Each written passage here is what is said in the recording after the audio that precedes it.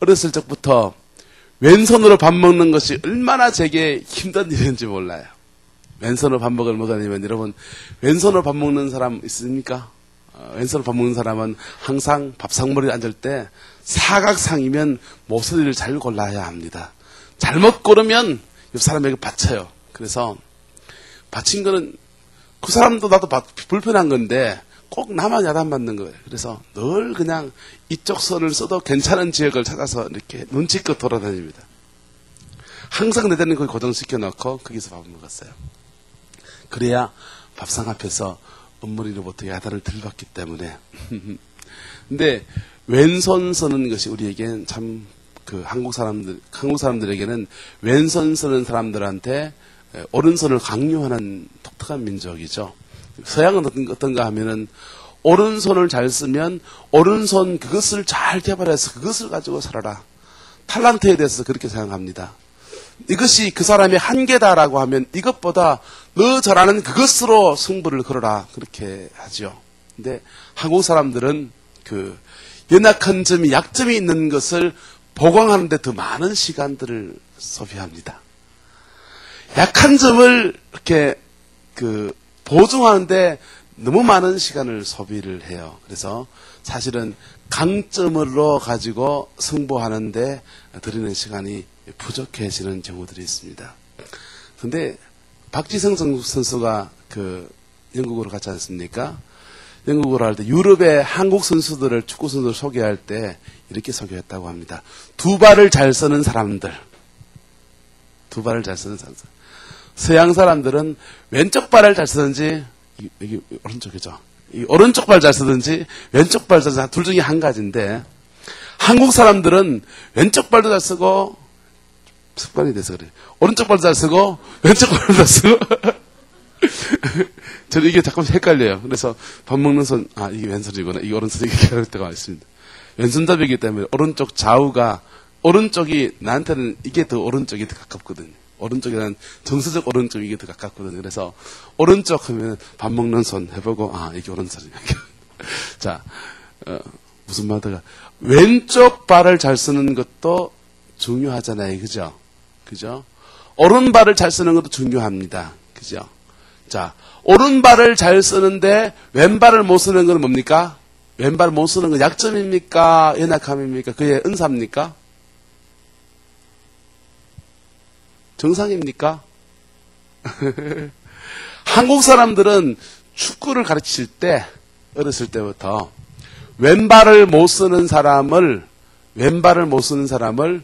약점이다라고 생각합니다. 그래서 저기 어렸을 때 초등학교 때부터 계속 이제 훈련시키는 게 왼발 못 쓰는 약점을 보강하는 데 초점을 많이 둬요. 그래서 한국 선수들은 차범근 선수 유럽에 가서 선풍적인 기록을 들을 때 왼발 오른발을 다 잘 쓰는 사람 그렇게 소개됐어요. 이 문화가 다른 거죠. 문화가 달라서 약점을 보강하는데 많은 시간을 쏟습니다. 그것이 나쁘고 좋다라는 문제가 아니에요.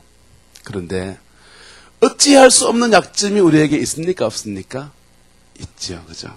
어찌할 수 없는 약점들이 있어요. 그래서 제가 오늘 그 연약한 점에 대해서 우리 함께 나눠봤으면 좋겠습니다. 우리에게도 연약함이 있고 우리 자녀들에게도 연약함이 있습니다. 약점이 있습니다. 근데 연약함이 없어 보이는 사람이 누구인가?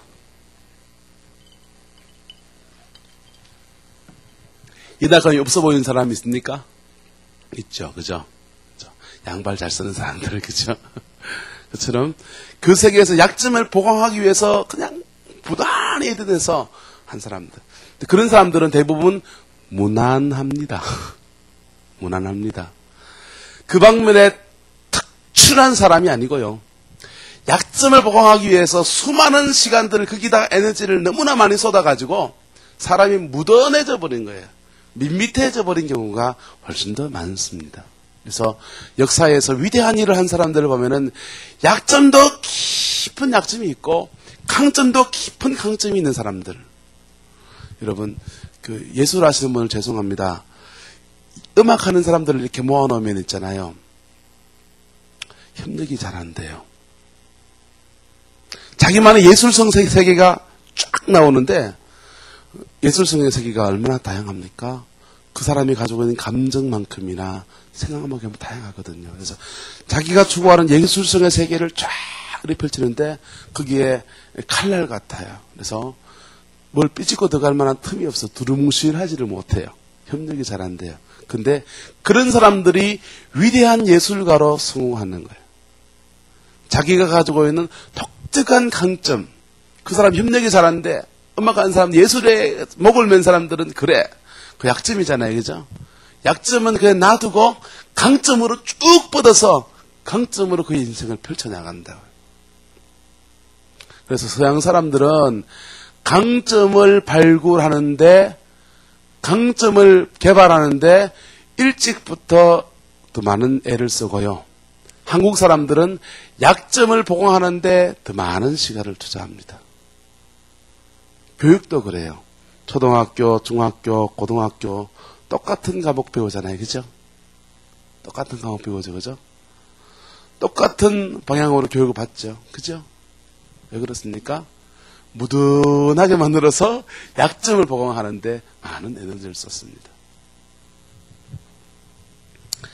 약점이 없어 보이는 사람들, 그런 사람들은 아주 거기서 그걸 다 극복하고 장점도 최대한 나오고 약점은 다 보강되어져서 그냥 완벽해진 사람이 정말 가끔씩 있습니다. 1000에 1명, 만에 1명 있습니다. 근데 대부분의 사람은 어떻다? 무던합니다. 무난합니다.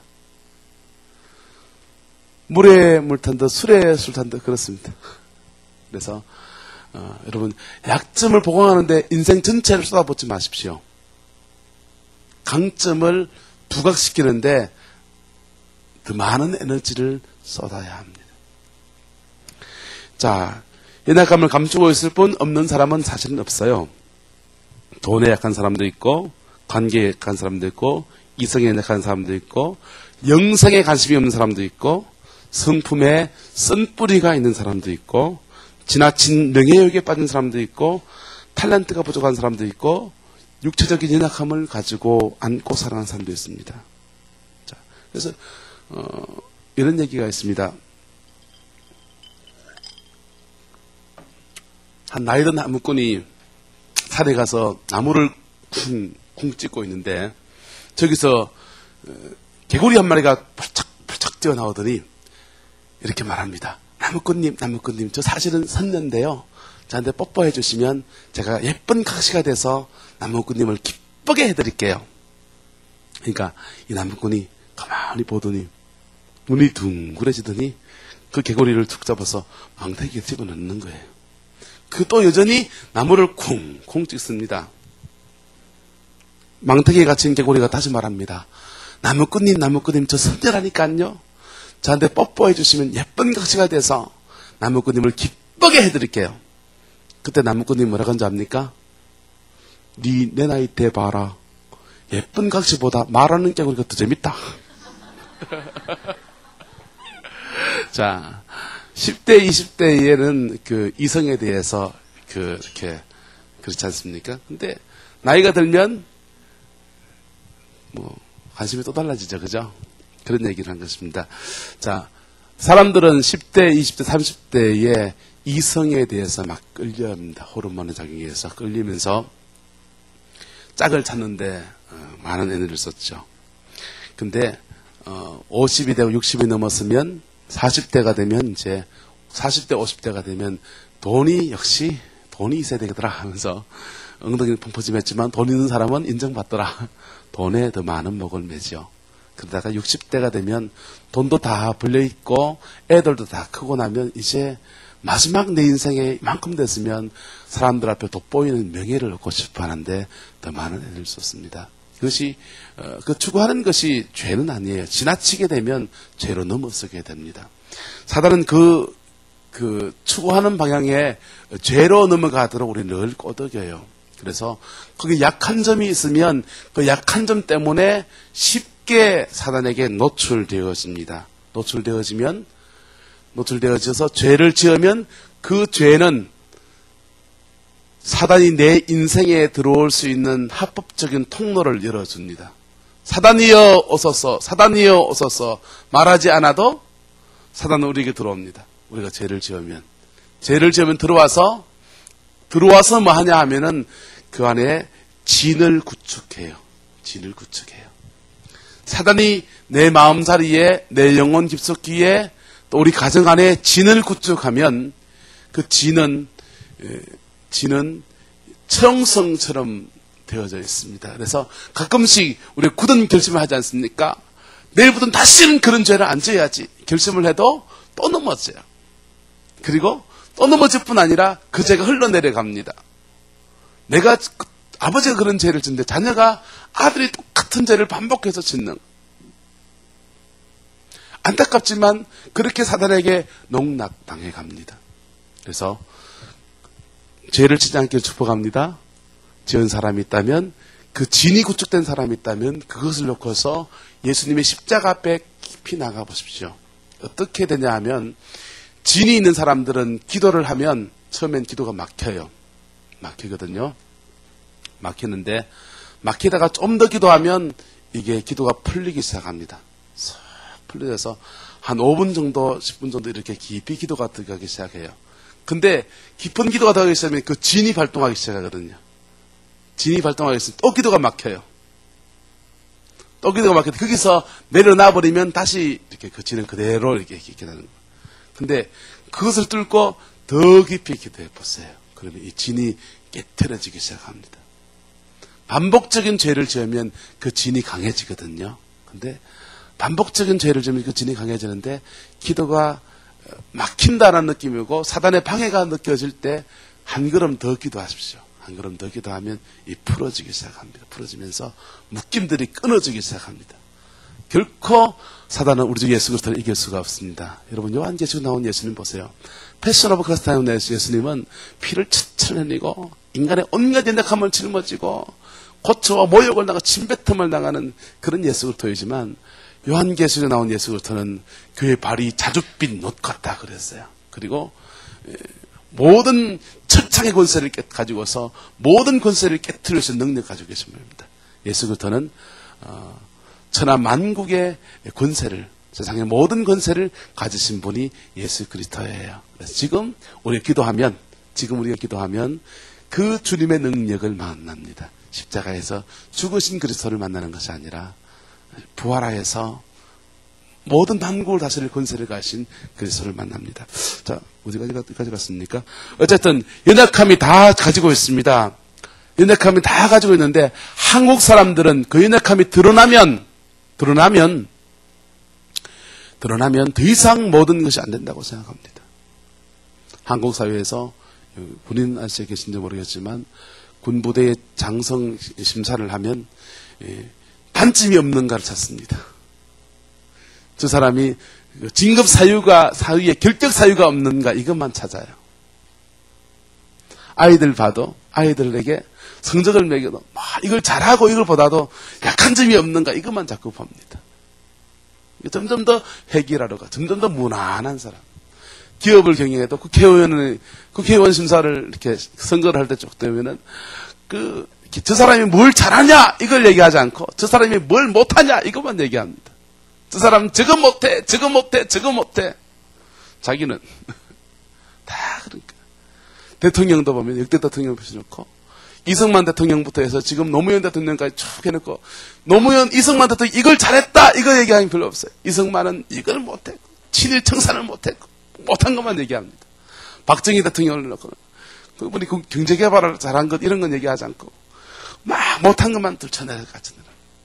전두환도 노태우도 노무현도 마찬가지. 다 우리 품성 안에 그런 은연중에 그러한 눈이 지금 우리에게 있는 거예요.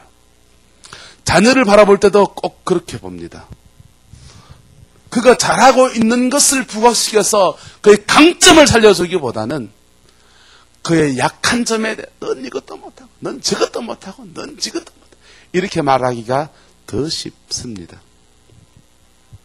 그래서 우리는 연약함을 인정해야 돼요. 연약함을 보강하는데 올인해서 모든 에너지를 거기다 다 쏟지 마십시오. 그 시간에 오히려 그의 강점에 더 많은 성취를 할 수 있도록 길을 열어주십시오. 에너지를 거기다 쏟으시고 돈을 거기다 쏟으세요. 그게 훨씬 더 남는 장사입니다. 자, 연약함을 인정하고 나의 연약함에 경계선을 그어라 그랬어요. 우리 연약함이 있습니다. 그러나 그 연약함이 내 인간의 연약함의 한계선이다라고 이렇게 딱 그어둘 필요가 있습니다. 한국 사회에 살기 때문에 한국인의 품성을 가지고 있기 때문에 우리 연약함을 보강하는 시간 많이 썼습니다. 보강해야 돼요. 연약함을 보증해야 합니다. 저 사람은 참 이런 강점이 있는데 이런 약점 때문에 늘 못 쓰는 게 한국 사회이기 때문에 이 사회에서 살아남으려면 약한 점을 보증할 수 있어야 돼요. 이만큼 보증해놔야 그래도 이렇게 살아갈 수 있습니다. 그렇기 때문에 약점을 보강하는데 에너지를 쏟아야 돼요. 그러나 그것보다 더 많은 시간들, 더 많은 정열들을 강점을 더 강하게 하는데 쏟을 수 있기를 바랍니다. 이건 성령의 음성은 아니에요. 저는 성령의 음성이 아니고 이거는 제가 살아보니까 그런 거예요. 시대마다 사회마다 문화마다 이것은 관점이 달라요. 약점을 보강하는데 더 많은 에너지를 쏟아라라고 할 수도 있습니다. 그 가정에 가풍이 그러면 그런 거예요. 그러나 저는 강점을 많이 쏟아라 이렇게 권하고 싶습니다. 왜냐하면 그 아이의 하나님이 주신 고유한 길을 걸어가는데 그것이 훨씬 더 강점이 있다고 생각하기 때문에 그렇습니다. 그렇지 않다고 해도 괜찮습니다. 인생의 길은 다양하니까, 그죠? 성령의 음성 아니라고 말씀드리는 기억하십시오. 자, 그럼 하나님께서 우리에게, 그리고 하나 더 말씀드리고 싶은 것은 연약함이 인생의 한계선이 되지 않도록 하라. 그렇습니다. 연약함이 인생의 한계선이 되지 않도록 하라. 저는 초등학교 들어가기 전에 아버지가 학교에 선생님이셨어요. 그래서 아버지를 만나려고 참 학교에 자주 갔습니다. 그리고 아버지 퇴근할 때까지 운동장에서 놀고 기다렸거든요. 근데 6살 땐가 학교에 갔다가 철봉에 이렇게 기어 올라가가지고 거꾸로 돌기를 했어요. 그때 내가 뭘 하다가 거꾸로 돌기. 형님이 돌기 해준다 할 땐 돌았어요. 돌다가 팔을 힘이 떨어지고 나와버린 거예요. 그래서 머리가 쾅 부딪힌 기억이 있습니다. 그래가지고 그때부터 제가 철봉 근처에 얼씬도 안 했습니다. 얼씬도 안 했고 철봉만 얼씬도 안 한 것이 아니라 운동이라고 하는 것은 다 위험한 것이다. 제 머릿속에 그게 팍 박혔어요. 그리고 그때부터 해서 제가 운동 거치에는 하지도 않았습니다. 저희 형님은 태권도를 했고 제 동생은 합기도를 했습니다. 저는 새마을 운동과 숨쉬기 운동을 참 열심히 했습니다. 요즘 예수 운동을 하고 있습니다. 청년 때가 돼서 부하가 나서 어머님한테 물었어요. 왜 나는 안 시켜줬습니까? 그러니까, 이놈아 니 안 하려고 그랬잖아. 이 한마디로 어머님 저를 확 놀랐어요. 근데 그게 제 한계선이었거든요.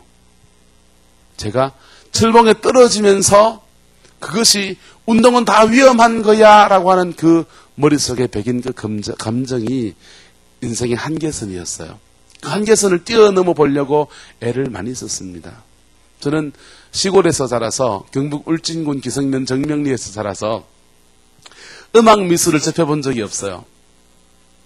그래서 그 음악 미술 잘하는 사람 보면 참 부러워요. 근데 음악에 대해서 제 한계선을 뛰어넘은 거 제가 지난번 얘기했죠. 그죠? 제 한계선을 뛰어넘기 위해서 고등학교 때부터 대학 졸업할 때까지, 대학 2학년 때까지 정확하게, 대학 2학년 때까지 음악에 푹 빠져서 한번 도전해 봤어요. 그랬더니 지금 요망양 요꼬라지로 지금 이렇게 이만큼 극복했습니다. 지금도 극복하지 못한 부분이 있어요. 자, 내가 가지고 있는 연약함이 내가 내 인생을 살아가는데 한계선이 되게 해서는 안 돼요. 부모는 그건 해줘야 돼요. 하나님께서 우리를 하나님의 형상대로 지으셨고 어떤 일을 해도 다 할 수 있도록 어떤 일을 해서 도전하면 도전한 대로 다 열매 거둘 수 있도록 허락해 주셨어요. 근데 어렸을 적에 한계선이 딱 그이고 나면 그 한계선을 못 넘어갑니다. 여러분 벼룩이 얼마나 높이 뜨는지 압니까? 벼룩이 뛰어봤자 벼룩이라고 하지만 벼룩이 자기 키의 20배를 뛴다 그래요. 여러분 자기 키의 20배 뛰는 사람 있습니까? 근데 벼룩을 벽에다 넣고 유리를 딱 덮어놓으면 처음은 뛰어요. 부딪히잖아요. 톡 떨어지고 톡 떨어지고 톡 떨어지고 여러 번 반복하다가 그 다음은 안 뛰어. 뛰면 머리가 깨지니까. 예. 우리가 우리 자녀의 인생 안에서 가만히 살펴보세요. 그 연약함이 한계선을 그가 어떤 경험 때문에든지 그가 어떤 삶의 정황 때문에든지 한계선이 끄어진 구석이 있으면 그것은 여러분들이 묶음을 풀어줄 수 있기를 축복합니다. 어떻게 풀어줄 수 있습니까? 예수 그리스도의 은혜 앞에 풀면 돼요. 응? 운동 못하는 거는 풀면 그냥 못하는 걸 끝내면 되잖아요. 그런데 사람과의 관계에서 한계선이 있는 사람이 있습니다. 남자는 질색을 하는 거예요. 시집도 안 가려고 그러는 거예요. 그런 사람이 있거든요. 그 사람들은 가만히 그의 삶을 추적해 보면은 아버지로부터 또 부모로부터 사는 모습 보면서 도저히 결혼 생활이라는 것은 행복한 것이 아니라 불행한 것이다. 그런 한계선이 그의 마음속에 그어져 있는 사람일 수 있어요. 그런 한계선들은 예수 그리스도의 이름으로 풀어줘야 합니다. 땅에서 풀면 하늘에서도 어떻게 됩니까? 풀린다 그랬어요. 자, 연약함을 인정하고 나의 연약함에 경계선을 꺼야 하고 또 한 가지로 연약함이 인생의 한계선이 되지 않도록 세심하게 살펴줘라. 네 번째, 왜 하나님 우리에게 연약함을 주셨을까? 허락하셨을까?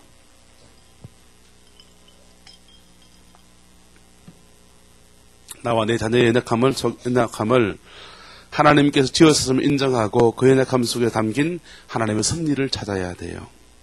첫 번째 그 섭리를 찾는다면은 영적 성장을 위해서입니다. 자신의 연약함은 하나님 앞에 나아가는 기도의 제목이 되고 또 하나님 앞에 씨름하면서 그 연약함을 극복해 나가면서 성화의 과정을 밟아가게 됩니다. 그리고 자신의 연약함 때문에 자신의 그 한계선이다라고 인정할 때 사람 여러분 그 모든 재주를 다 가지고 살 수는 없잖아요. 그죠? 자신의 한계선을 인정할 때 그때부터 뭐 할 수 있냐 하면은 사람과 사람이 어울러 살아가는 것에 대해서 눈을 돌릴 수 있습니다.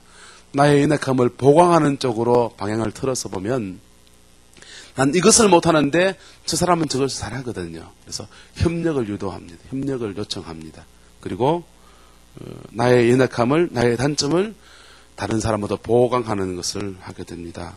사도 바울은 늘 그에게 육체의 연약함이 있었습니다. 그래서 늘 그를 보강해주고 그를 도와주는 의사 누가가 그를 도우면서 그렇게 섬겼습니다. 사도 바울은 말년에 펜을 들어 쓸 만큼 힘도 없었어요. 그때 글자 쓰는 두기고 그 옆에 붙어서 그를 도와서 일을 감당하게 합니다. 남편과 아내도 그렇게 하나님께서 그렇게 하라고 짝을 맺어주셨습니다. 여러분 은사가 같으면 사람이 갈등이 생길 가능성이 좀 많고요. 은사가 다르면 협력하게 돼요.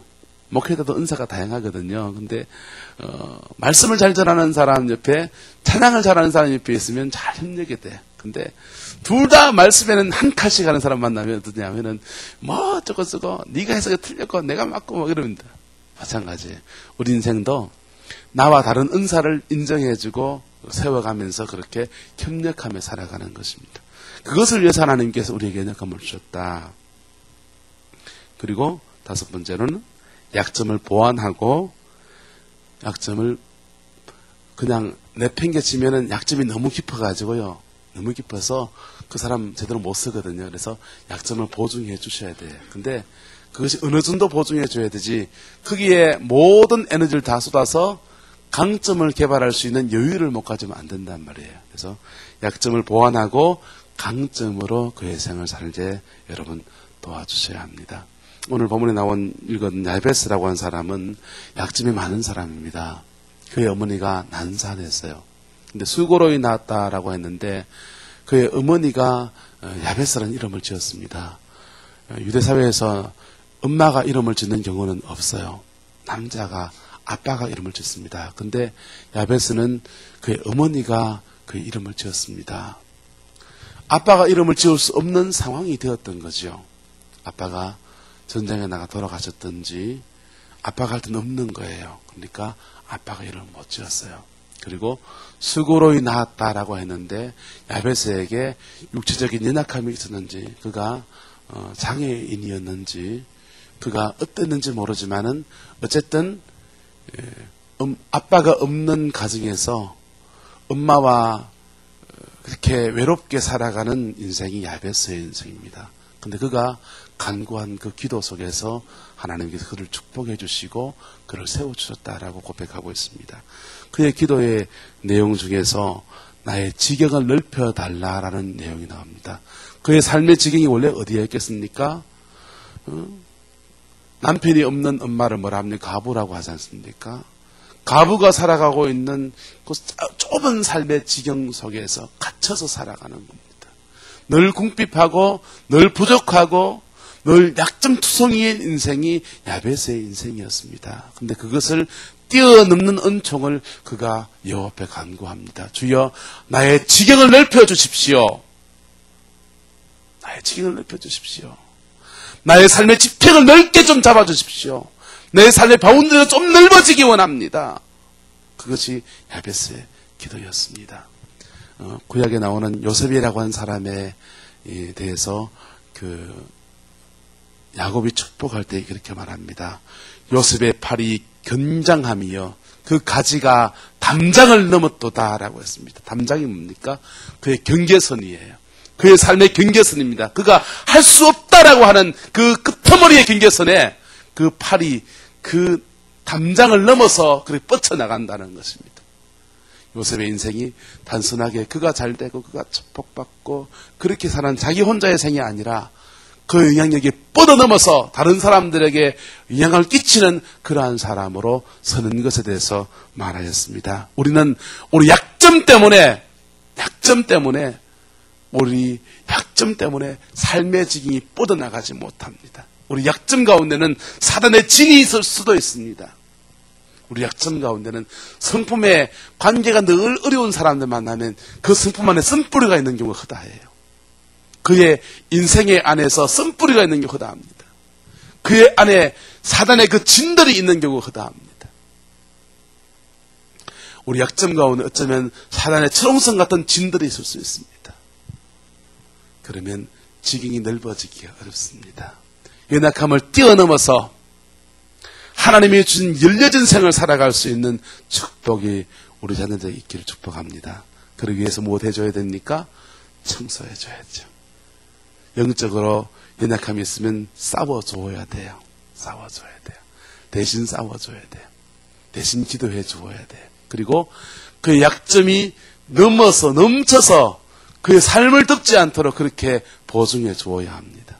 저는 부산진교에 있을 때 만성 심부전증 환자와 늘 교제를 했습니다. 근데 그분이 참 대단한 분이에요. 권사님이신데 결혼하면서부터 해서 그 심부전증 때문에 자녀를 가질 수도 없었고 그리고 병원에 가서 죽는다라는 판정을 수도 없이 받았던 사람. 병원에 신방하는 걸 질색을 합니다. 병원에 그렇게 오랫동안 입원해 있으면서 사선을 넘나들어 놓으니까 병원에 가는 거 참 싫어해요. 근데 그분이 늘 조금만 필요하게 되면 이 손톱 밑에 새카매져요. 신부전증 때문에. 교회 안에 의사 선생님 여러 분 계셔도 자기의 병명을 정확하게 고백하지 않습니다. 그냥 자기가 식이요법 하면서 몸 그저 관리하면서 악착같이 살아갑니다. 근데 그분이 그 약점, 그 약함을 짊어지고 살면서 그가 하는 일이 무엇인가 하면 교회 안에 재활용센터를 혼수 만들었어요. 그리고 재활용센터를 만들고 그 동네 주민들이 와서 교인들 중에서 여러 사람들이 내놓은 헌옷가지를 다 일일이 박음질을 해서 수선을 해서 그것을 그 동네 주민들하고 나눕니다. 100원도 주고 팔고 50원도 주고 팔아요. 근데 돈 50원 100원이 문제가 아니고 그것을 통해서 사람들과 복음에 대해서 나누는 거예요. 생명을 걸고 그분이 재활용센터 하루에 나오는 9시 반 정도에 출근을 해서 나오면서 6시까지 근무를 사역을 하시는데 돈도 안 받고 그 일을 하세요. 근데 사역을 하면서 그분이 하루로 출근하는 것이 그분에게는 생명을 걸고 나오는 거예요. 만성심부전증 환자, 병원에 중환자실에 입원해 있어야 되는 사람이 매일 거기다 목숨을 걸고 그렇게 하는 거예요. 그리고 연말에 1년 동안 수익금 모으니까요. 그게 1,000만 원 조금 넘어서요. 인건비로 따지면 얼마 안 되는 돈이잖아요. 그죠? 다 인건비죠. 어떻게 보면은. 근데 1,000만 원 돈을 가지고서 미얀마에다가 교회를 세웠습니다. 교회를 세우고 매년 2곳의 교회를 그 재활용센터의 수익금을 가지고 세우고 섬기는 일들을 해나갑니다. 제가 전에 섬겼던 교회의 해외 선교사역은 그분이 모두 다 책임을 지고 있는 사람 같아요. 그분이 영향력이 해외 선교사역에 대해서는 확실하게 그분의 영향력 안에 있습니다. 그분은 생명을 건져준 주님 앞에 그것이 그의 서원의 제목이고 기도의 제목이고 소명이기 때문에 모든 것을 봅니다. 근데 저는 그분을 보면서 이런 고백을 합니다. 하나님은 약한 점, 연약한 점을 하나님께 어떻게 살아가는 사람들에게 결코 망하게 하지 아니하신다. 그 연약한 점이 주님을 더 깊이 알게 하시고 그 연약한 점이 그를 다스려 나가시는 하나님의 그 섭리 가운데 있게 하시는 제목이 될지언정 그 연약한 점 때문에 나는 이것도 못해, 나는 이 점 때문에 이것도 못해 절망하고 한스럽게 하지 아니하신다. 저는 그렇게 그분을 보면 고백합니다. 우리 자녀들에게 마찬가지입니다. 약점이 모든 사람에게 다 있습니다. 저도 있고 여러분들에게도 있습니다. 감추고 있는 것 같지만 다 있습니다. 다 있습니다. 그 약점을 주님의 은혜 앞에 내어놓고 살아가기를 축복합니다. 그러면 그 약점 가운데서 경계선이 그어집니다. 이것은 내가 하지 못하는 선이기 때문에 누구의 도움 받아야 되겠다라는 경계선이 그어져요. 그리고 그 약점이 내 인생을 넘쳐 흘러서 나를 망하게 하지 않습니다. 오히려 그 약점 때문에 다른 강점, 내게 있는 강점, 내가 무엇을 할 수 있는지에 대해서 더 선명하게 보여지게 만드십니다. 그것이 하나님의 은혜입니다. 우리 함께 우리 이 약점에 대해서 기도하며 나갑시다.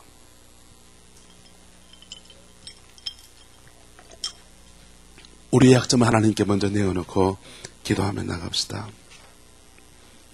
참 여기 한번 잠깐만요. 자녀의 연약감을 싸매는 기도 같이 한번 기도 한번 할까요? 공동기도문으로요. 자, 이런 페이지 안에 있습니다. 같이 한번 읽어봅시다. 시작. 하나님 아버지, 저희와 저희 자녀들에게 모두 인생의 연약함이 있습니다. 자녀의 연약함을 볼 때마다 가슴이 찢어지는 아픔이 떠오르지만 주께서 우리와 우리 자녀를 다루어 나가시는 통로인 것을 고백합니다. 또 연약함을 뛰어넘어 우리를 사랑하시고 우리를 세워나가신 하나님의 섭리를 믿습니다. 우리 자녀가 연약함에 잡혀 소망 없는 생을 살지 않기를 축복합니다.